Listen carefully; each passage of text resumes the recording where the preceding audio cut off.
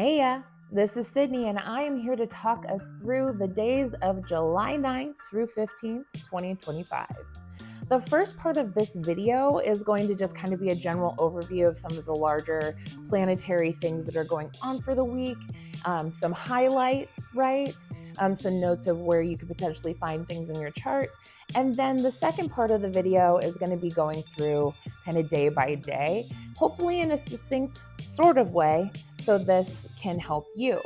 So if you're just interested in how the energies are going for one certain day, feel free to go into the timestamps, which will be in the description. You can just click forward. You'll be like, I just want to know about Thursday. Bet, I got you. Perfect. So let's do the big notes now and all of the transits a little bit later. So the biggie that everybody's talking about, you cannot throw a rock in any direction without hitting an astrologer that is talking about Uranus and Gemini. I talked about it in my previous video, but this is a revolutionary planet bringing a revolution to a particular part of your chart. This is revolution in terms of in innovation and breakthroughs in terms of communication, processing, thinking, how we write, right? How we connect to other people, things about transportation, how we get around, are all things that are up for a revolution at this time. And we know that there's a whole bunch of stuff going on with like AI and different platforms that are coming to rise and all sorts of stuff like that. So we know that this is happening, and we are getting a very big preview for the next few months about what Uranus in Gemini is. So some key timing things that we're going to want to pay attention to is that Uranus in Gemini, is going to be direct until September 6, 2025. Then it's going to backtrack, go retrograde back into Taurus, maybe cleaning up some loose ends, some final breakthroughs at the last 27 to 29 degrees of Taurus. So if you have any fixed planets at those last degrees, you have another hit yet. And then it's going to go direct on the 4th of February, 2026. And then it's going to re-enter Gemini on April 26, 2025. So this is what I mean by preview. For these next few months, these two-ish months, we're going to get a preview about what Uranus in Gemini is. So depending on what your chart is, right, you're going to want to look at the chart, find Gemini, which is the little, kind of looks like a table with two bases, right? And that is where Uranus is going to be for the next 7 years. Revolutionizing, bringing breakthroughs, bringing sudden ups and downs even, because there can be kind of a variant sort of thing about Uranus because it rolls on his side. He acts a little odd. He's a little bit alien. This can bring a sense of technology to this particular place as well. Social breakthroughs. So you're going to want to pay attention to that. Another kind of interesting thing to kind of keep in our back of our head about Uranus and Gemini too is that every time Mercury, its ruler, because Mercury is the domicile or is the lord of Gemini, every time it changes signs, we're going to get a different flair for what Uranus and Gemini is. So I think that that's kind of an interesting thing to keep in mind. And especially as we are about to go into a Mercury retrograde next week. We're currently in Mercury's shadow. The retrograde is going to begin on the 18th, and it's going to go until August 11th. It's going to clear the shadow around August 25th.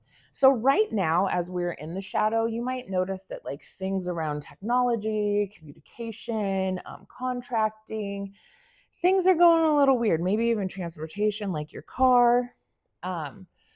So whatever's kind of coming up now, we have a time to kind of go over it, to reflect upon it with that retrograde period, hopefully figure out what that is, tie up those loose ends, and then when we get out of the retrograde period, those things will be more or less sorted out for better or for worse.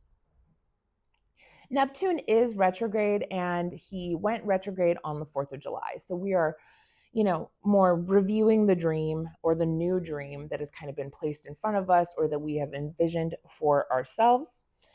Neptune is going to go back into Pisces' 29th degree, that anaretic degree, which I think will be interesting. I'm wondering what's going to happen around water at that time, before going direct, not until like Christmas time, December 10th, 2025.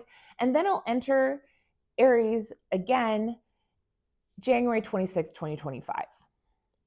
Some of the interesting things about Neptune right now is that Saturn and Neptune are very close together. So we're watching kind of the dissolving, the diffusing, the confusion around like these new structures that are being created for us and the new foundations that we're trying to set for us. So I think in some ways, even though we're probably feeling kind of fired up and like have a new vision of things, some of our foundations are kind of slipping away and we're like, hey, how do I reestablish some things? So things can feel a little bit confusing right now.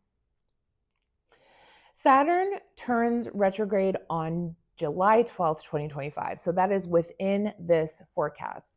And pretty much for this entire week, Saturn is pretty stationary. He's really, really slow. And that means that he's really, really potent. And Saturn just entered this sign. And so I think that this, and he's at the first degree still. So he's new. He's so new. And he's not in a sign that he really likes. He's in the sign of his fall. He's feeling a bit disrespected. He's maybe not behaving in the best ways that he could. But I think that there is an extra potency to what Saturn is and how that story is going to play out over the next 2.5 years. So I think we need to pay attention, especially when it comes to things around, government, foundations, our sense of authority, respectability politics. It's deep, and I think it's also anything's around structures that we're trying to set up or being set up that we don't necessarily agree with. I know that that's a thing happening right now, are going to undergo a sense of revision, go back into Pisces for a second, and then he's going to go forward again. So this is another time to kind of reinvestigate the structures that we're trying to set up for ourselves or the structures that are appearing for us right now. It can still feel kind of muddy and confusing. And I personally think that Saturn in Aries is a period of time where there is kind of an erosion of our individual rights and freedoms, a limit on the way that we get to be, just me, just I, an individual in society. And we're watching that, right? Like so many people's rights are being stripped. The government isn't necessarily behaving in ways that benefit all of its constituents. Jupiter is no longer combust, but he's still under the beams until July 15th. So what that means is that we still don't know the blessings, the benevolence, the guardianship, the wisdom of what Jupiter in Cancer is in a particular part of our chart. And if we go back and we just remember for a second, Jupiter was restrained by Saturn and Neptune. When he entered Cancer, he was immediately met with a square. So he's already like kind of restrained. And then the sun is there kind of burning it away. There was a cazimi, which was beautiful, probably one of the luckiest parts of that particular time. And then there was this really beautiful new moon, which we will need to remember what new intentions did we set for ourselves around our sense of security and safety, home, feeling, intuitiveness, that are hopefully going to come to light in this full moon that we are going to have on July 10th. The moon is out of bounds, which means we're feeling over the top emotions, and probably even like our emotional reactions are a little bit heightened, our emotional senses are a little bit heightened, how we're reacting to things are in a more emotional way until July 11th around 2 p.m. So that's just keep in mind as we have to interact with other people. feeling kind of hyphy. Mars is getting closer to the south node, and I just kind of want to put that in our minds, because as it gets closer to the south node, when it goes to meet it in these next couple of weeks, we're going to see some instability and some issues, and probably some more negative significations of what Mars is. And Mars can be violence, Mars can be war, Mars is anger, Mars cuts, right? There's kind of a more precise analytical strike to Mars, because Mars is in Virgo. We have a lot of void moon action this week as well, and I think that is probably one of the most important things to take into our consideration going forward for this week, because there's going to be times to take action, initial action, and there's going to be times that we just kind of need to rest, try to chill out, try to just kind of process the feelings around us and what is going on for us. I think that is all of my notes, and so we should get into the week.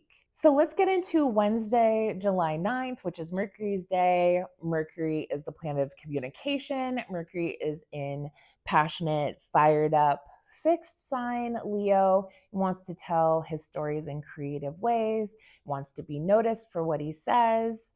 It's a creative Mercury. Good day for communication. However, Mercury doesn't have a lot of aspects today, so he's kind of maybe just in the background, telling his stories, being creative, having some fun.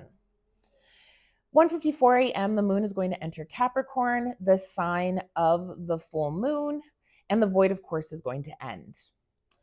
We are going to have some quincunxes and squares in the morning. I think we are going to wake up with kind of a sense of anxiety, feeling pressure, restricted, maybe feeling a sense of loss or having been deceived. And I say that because the moon is going to quincunx Uranus, bringing the anxiety. It's going to square Saturn, feeling restricted. It's going to square retrograde Neptune in Aries, also feeling disillusioned, confused, and deceived.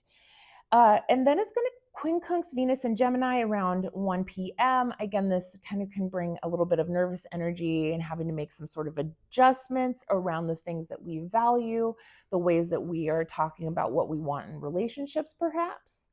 And then at 2:59 p.m., we have the opposition to Jupiter in Cancer. It's like this awareness moment, this emotional awareness, which might also make us behave a little bit overboard. Considering the moon is in Capricorn, he tends to be a little bit more restrained in its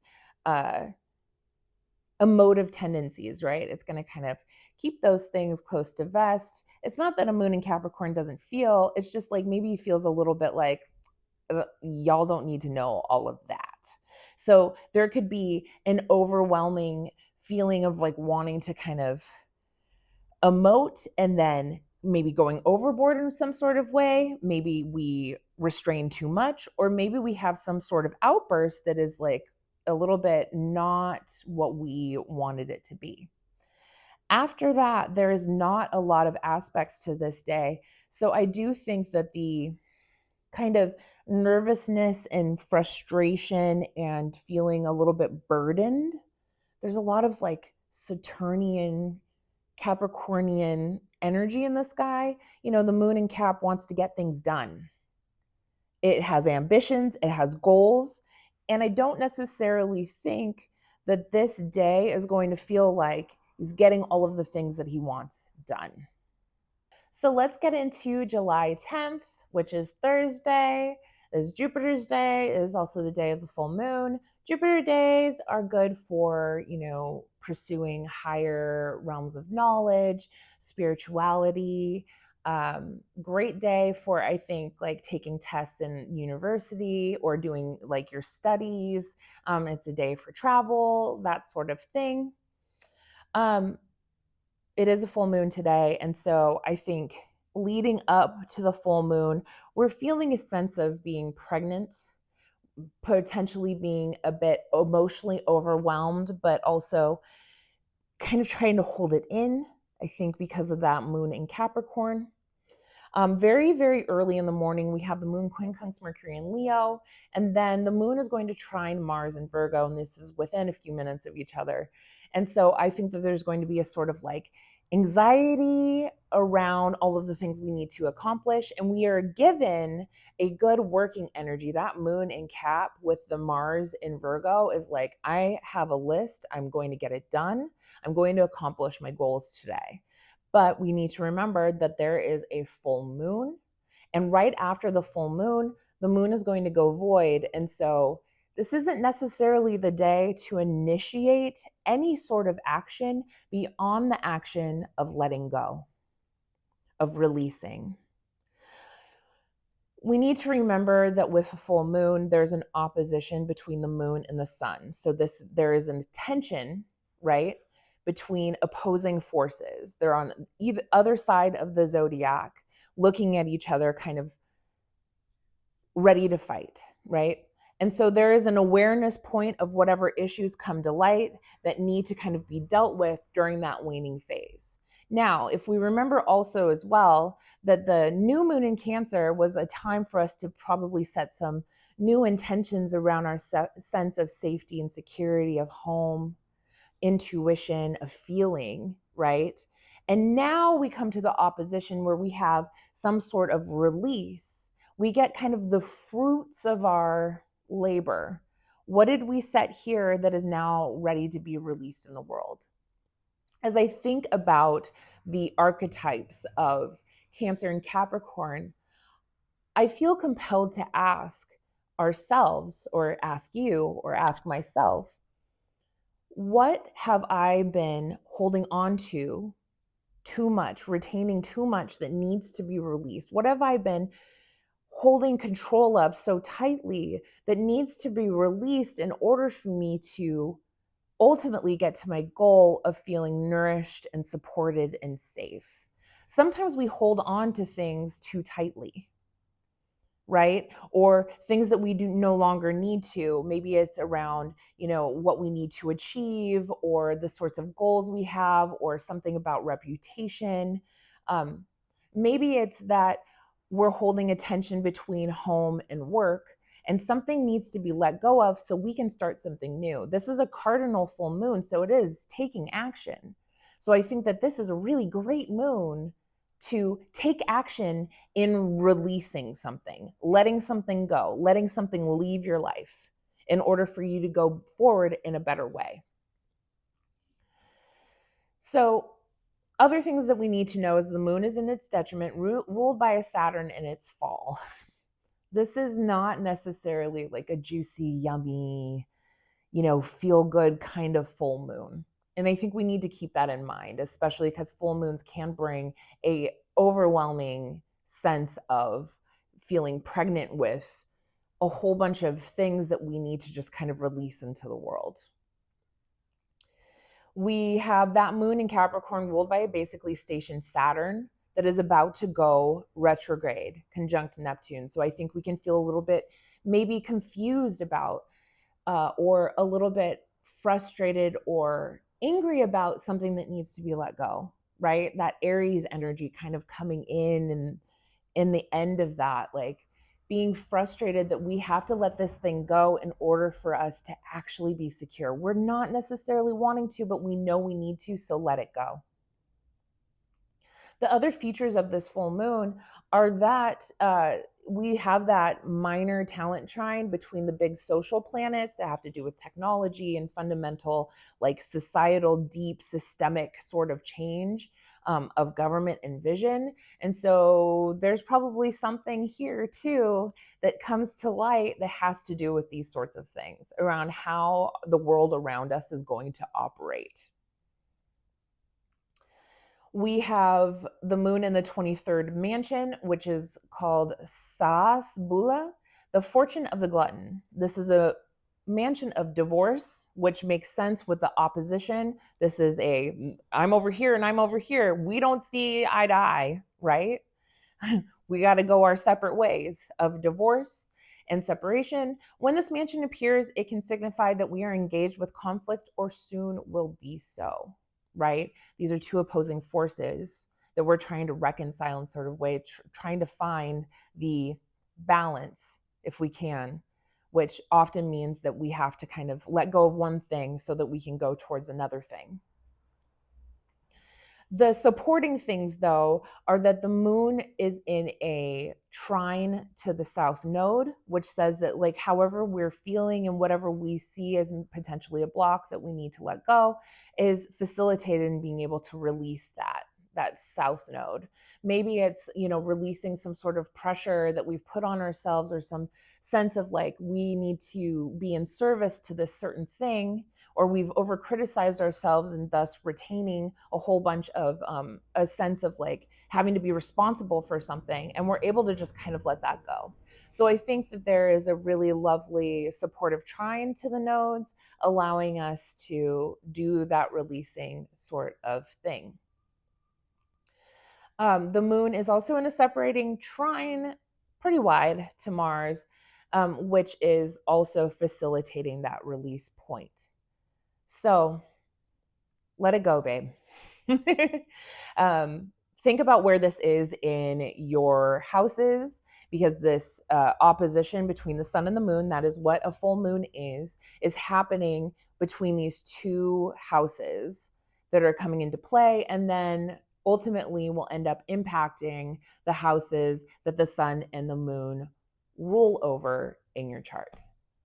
Headed into Friday, July 11th. Friday is Venus's day, and Venus is in Gemini and is on the world point. The world point is 7.5 of the mutable signs, and so we could potentially see some prominent news around Venusian topics, having to do with women, having to do with finances, money.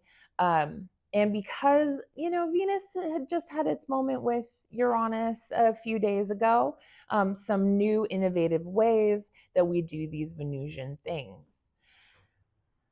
I think that there's going to be potentially some prominent news, especially with the full moon. Something came to light yesterday, right? It was made aware to us. And now that is going to impact women and maybe just femmes, right? Or the feminine principle, or even anything having to do with sexuality.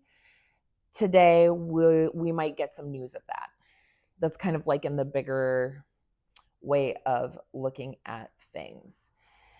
The moon is going to enter Aquarius at 10:21 a.m., meaning the void, of course, is going to end. So now is the time to maybe take some initiative action. Could be a little bit more difficult to get going considering the moon is now waning now, but still the void, of course, is ended. So we can kind of make those moves should we need to. We have an innovative, intuitive, kind of forward thinking, forward feeling, maybe being able to have some breakthroughs in how we're feeling or how we're able to express our habits. With the moon in Aquarius trine Uranus in Gemini at 10:42 a.m. I really like this social trine. I think it just allows us to think and feel with kind of a breath of fresh air.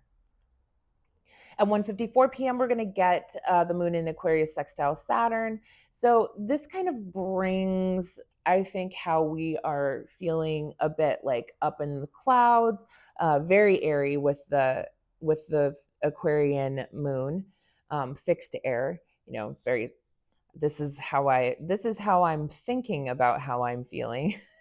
Kind of Spock-like, but now there's a little bit of an ability to kind of ground that into some sort of inspirational reality. We are also then at 2:20, we're going to get the moon sextile retrograde Neptune. This can bring a sense of intuitiveness, of dreaminess, of visionariness. I like this little floaty, kind of playful sextile, this social, innovative little sextile. I think it could breathe a kind of breath of fresh air after all of the pregnancy of the full moon before. 3:41 p.m. we get the moon conjunct Pluto. This can bring an intensification, a deepening of our emotional principles, how we feel, how we are intuiting, how we are instinctually behaving. There could be some secrets come to light with that plutonic in the earth depth kind of mining that we can do. It's like you go into the earth and you like realize something about how you're feeling. So this, we feel so intensely, deeply, passionately in this moment. But I think that there is just a cerebral kind of bent to it because the moon is in Aquarius, um, ruled by the Saturn in Aries and also co-ruled by that Uranus in Gemini. So I think this is a very thinky kind of feeling. We are thinking about how we're feeling. We're not necessarily like feeling how we're feeling in that moment. 11:53 p.m. we get the moon quincunx Jupiter. Be careful to not kind of go a little bit overboard, or you're going to have to make some sort of adjustment with how you are behaving in alliance with like this sort of like goals that you have or the wisdom that you have gained. You're going to have to make some sort of shift here. It's not a huge aspect but it's not the best, but it's also not the worst. It's Jupiter. We like Jupiter, and it's getting better every day. Saturday, July 12th. Saturday is Saturn's day, and we do have Saturn turning retrograde today. Not until 9:07 p.m., but I think it's worth mentioning, especially today, because Saturn is extremely stationary. He's very slow, thus far more potent. So if we're feeling a bit like blocked, stuck, um, passionately stuck, like I have to go and do this thing, but I can't really see my way through, that could be Saturn doing Saturn things, holding us back, restraining us. We're feeling a little bit blocked, like we have boundaries around us. We have a whole bunch of bumpers around us. We can't quite get through. 2:07 a.m. we have the moon trine Venus. This is a lovely aspect. It's a lovely working aspect. Not that everybody is awake at this time, but honestly, it is a nice way, especially if you're up partying in the middle of the night, social, flirty, generous in her words and her thoughts and how she connects with others. That aspect can be.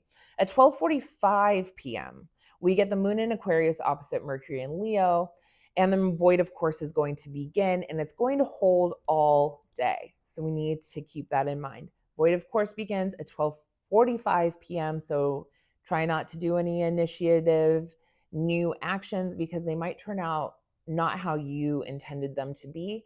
And had you done that at a different time, they would have gone exactly how you intended them to be. So, with that opposition to Mercury and Leo, I think we're just feeling out of sorts. We're not able to reconcile how we feel with what we're thinking, period. End of story. And this could bring up some like verbal sparring, some issues here. So just a caution that this isn't necessarily the best day to think that you're communicating clearly, especially with others. We get the moon quincunx Mars in Virgo. I think this is going to bring some anxiety around all of the things that we need to do, wanting to kind of do them, but maybe having a little bit of the paralysis of analysis around that.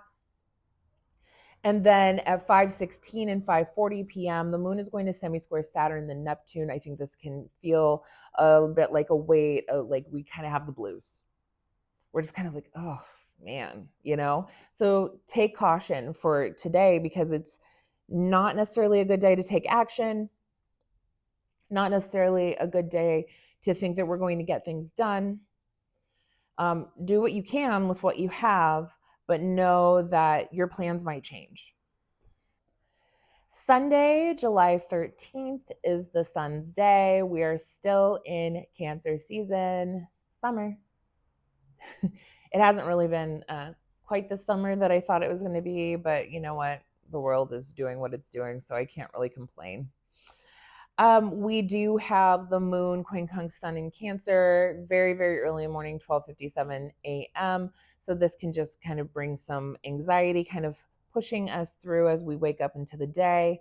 We're going to get 3:33 a.m. We're going to get the moon session square Jupiter. This is an excess in feeling, but like a frustrated sort of feeling. Again, doesn't add to or lend to any sort of like helpful generosity of the day. At 11:27 a.m., we do get the moon sextile Chiron. We have the ability to work on the things that have wounded us, that we can feel a little bit more generous or empathetic in this moment. I think that this moment is maybe when you have some sort of healing conversation or connection with somebody else so that you can feel supported or you can be in support.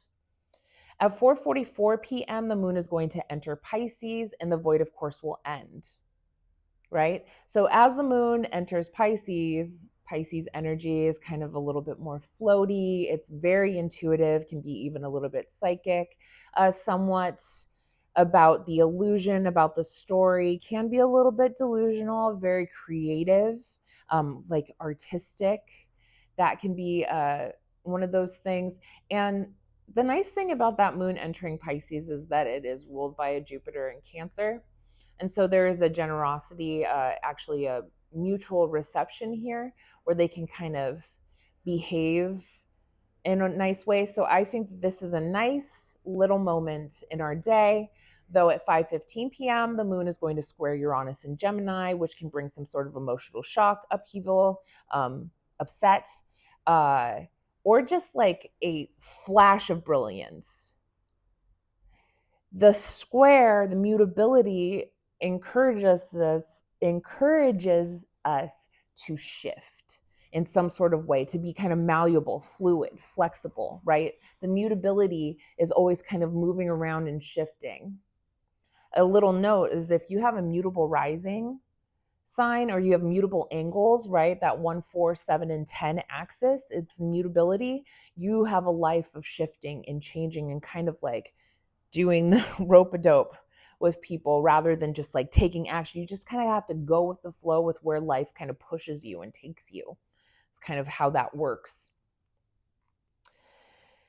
After 5:15, after that square to Uranus, we have very minor aspects. We have the semi-sextiles from the moon of Saturn, Neptune, and Pluto.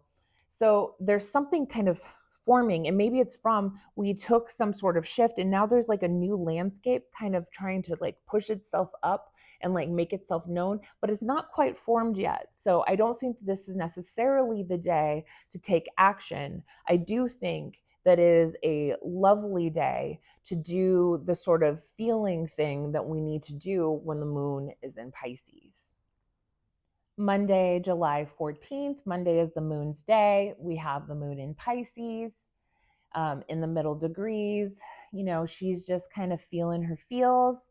We have a sign-based trine to the sun, and it will actually trine Jupiter in Cancer, which is a really lovely sort of feeling. So 6:46 a.m., this is going to take action. And so I feel we're feeling kind of floaty, intuitive feeling, right? There's a kind of psychic wisdom that is offered here, this kind of generosity in spirit and how we are.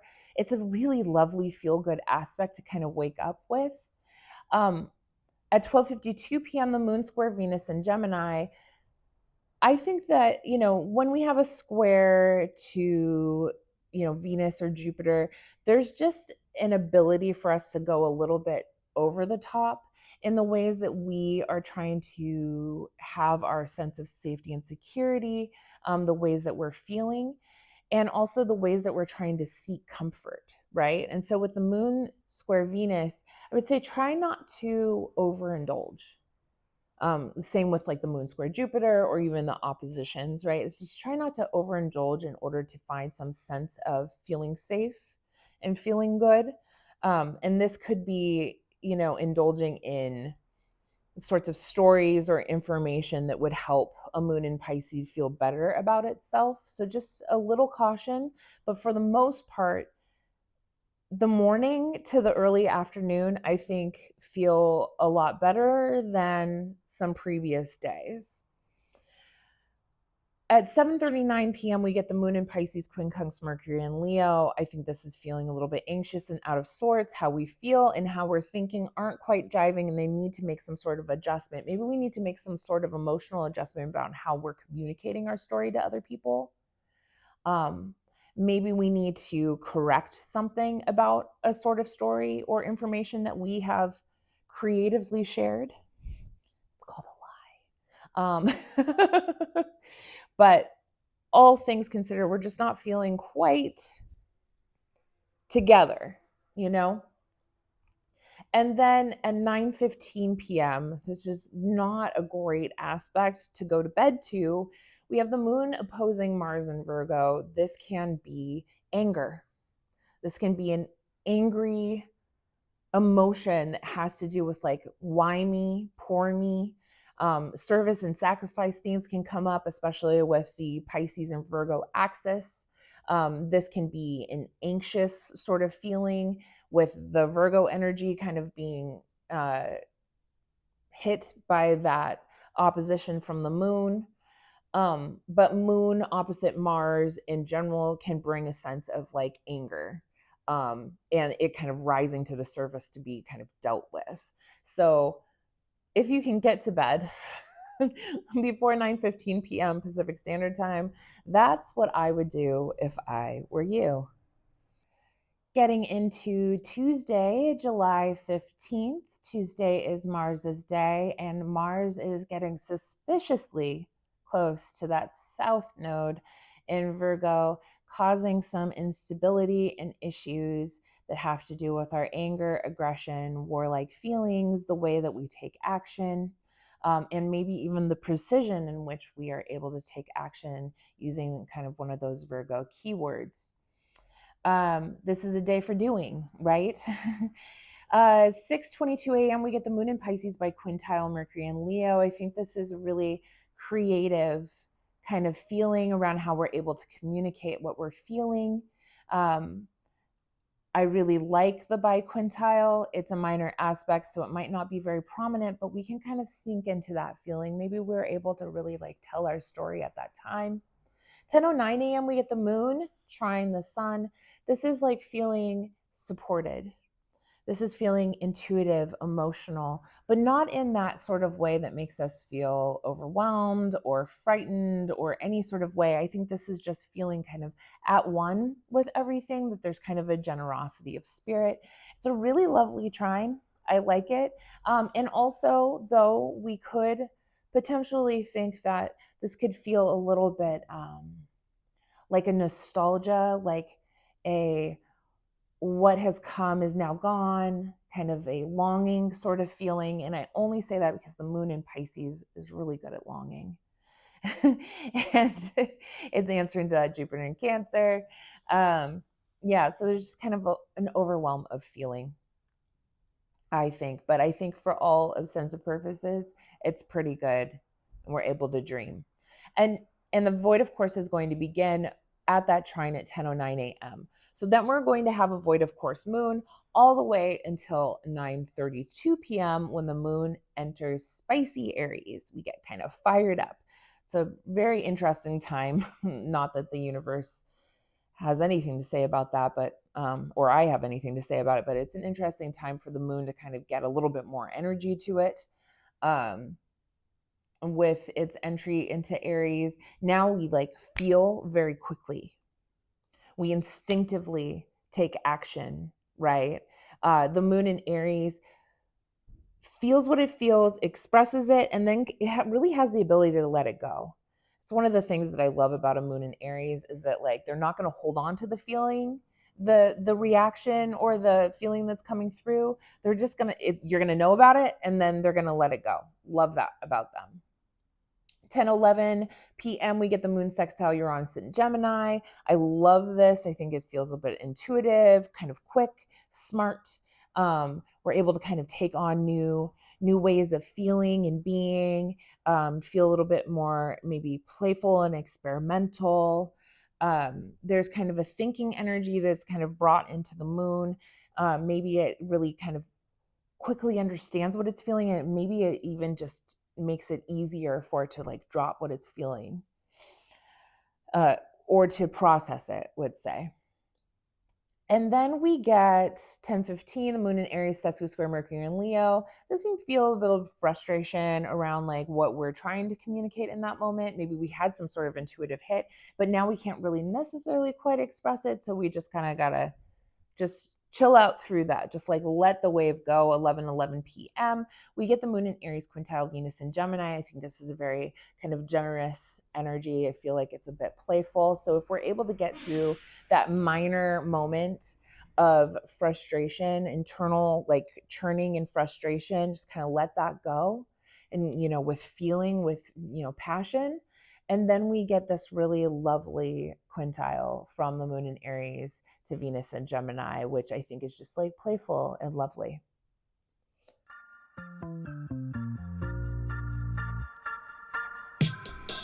Hey, thank you for listening to today's Astro Weather with me. I'm Sydney. As a reminder, I'm always open to seeing both new and my beloved returning clients. My website is ddastrology.com. That is D as in dog, astrology.com, to check me out, and just click the email buttons in order to schedule with me. If you're into a more conversational feel with your podcast and content, I have a podcast called BS Astrology with my fellow Mercurial Mommy Bender, and we put out episodes every Sunday for the week.